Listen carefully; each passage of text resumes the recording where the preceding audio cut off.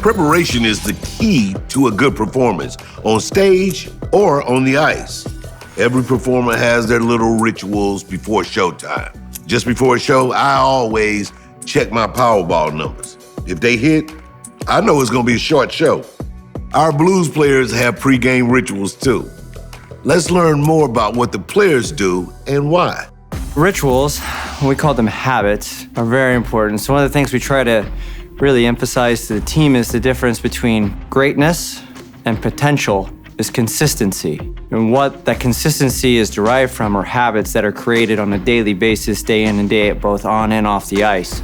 The purpose of a ritual is to try to be able to engage the cognitive aspects of our brains with the physiological aspects of our bodies. Many players will have a pre-game ritual that they use to help prepare themselves for the challenges ahead. What they're doing with the ritual is remembering prior games, recalling their practice, recalling what they have to prepare themselves for. This is all a way of helping them be able to gain concentration and focus. Concentration and focus is absolutely critical for an athlete to be able to perform at their peak. How much does the timing of the pre-game process matter? Can you walk us through a typical day? Game days are very regimented. Everything is specifically laid out with a specific time frame in mind, from the morning to immediately preceding the game.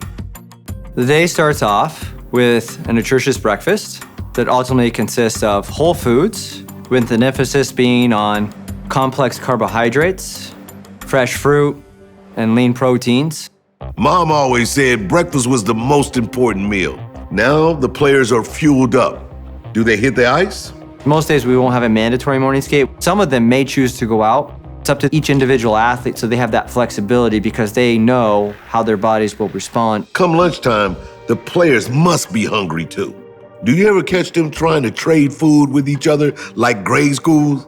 So one of the things that we provide as an organization to the players is a specific tailored lunch for a pregame meal. Once they're done with the morning skate or their morning circulatory session that they may have in the weight room, or mobility session, they'll swing by, they'll pick up foods that they've chosen, that they typically have before every single game, both home and away, consume it, take their pregame nap, and then guess what? We're ready to show up at the arena in preparation for the game.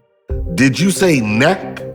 I didn't realize I shared a pregame ritual with the players. The nap serves two primary purposes. The first being to help make up for any lost sleep at night. The other part is as a pregame routine and breaks up the monotony of the day. What about the pregame warm-ups? Most of my pregame warm-ups happen in a microwave. But how do they help the players get ready for the game? Pregame rituals are important because they help elevate your autonomic nervous system. So you have two branches of your autonomic nervous system. You have your parasympathetic, which is known as your rest and digest. And you have your other one that's known as your sympathetic, which is your fight or flight. We ultimately, come game time, want our Blues to be in a sympathetic state, ultimately the fight state, which is going to propel them on to victory. So now it's late in the afternoon. The players go back to the stadium and attend a team meeting. What happens after that? A second nap? The second nap is always better. At the conclusion of the team meeting, Blues players begin the general part of the warm-up routine. And it typically consists of a game well-rooted in the NHL known as two-touch. That reminds me of something rooted in my household called who touch, as in who touched my leftovers. I keep telling my kids, this is not a game because I'm not playing. No, two-touch sounds fun though, so what is it? Two-touch is a soccer derivative that is commonly played before every game, both home and away. For Blues players, the game encompasses creating a circle of all the players.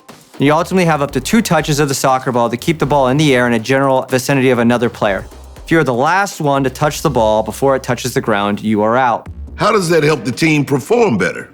Some pre-game rituals have a neurologic priming effect. They will enhance the player's abilities to be able to develop an intuitive response to each other's actions and behaviors. This will hopefully help their communication on the ice and improve their performance in the game.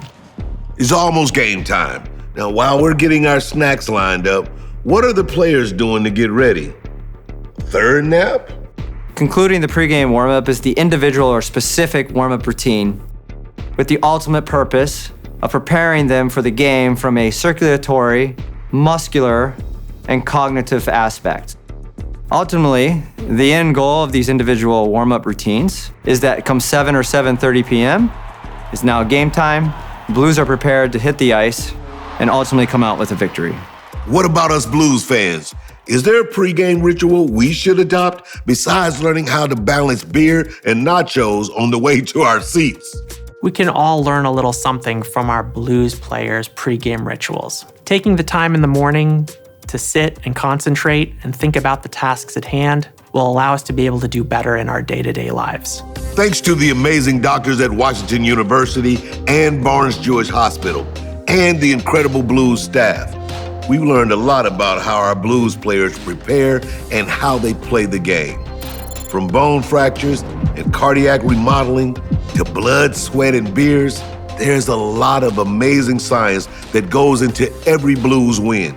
For more science of Blues hockey, check out seasons 1 and 2 available on YouTube. Until next time, let's go Blues!